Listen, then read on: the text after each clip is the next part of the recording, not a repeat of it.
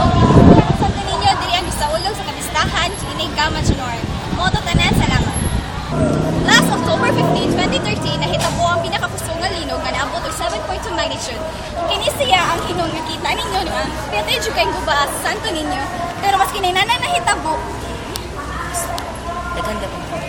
Pero mas kininanan nahitabo, dagat pero mo kita ang mga tao nga nagbisita sa Santo Niño.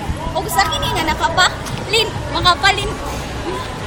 Did you know, in 2015, Nagasinan Province of Santo Niño, District of Philippines, were commemorate the three historical events, namely, anniversary of finding the images of Santo Niño, 1565 to 2015, the presence of the Agustinian in the Philippines, 1965 to 2015, and the 50th anniversary of Santo Niño Church as Basilica Minor, 1965 to 2015. Kini hantod karon, ituon gyapon nga sa Senior Santo Niño balaang bata nga daghan gyapon moto kaniya og kanunay kita mo dayi og moampo kaniya.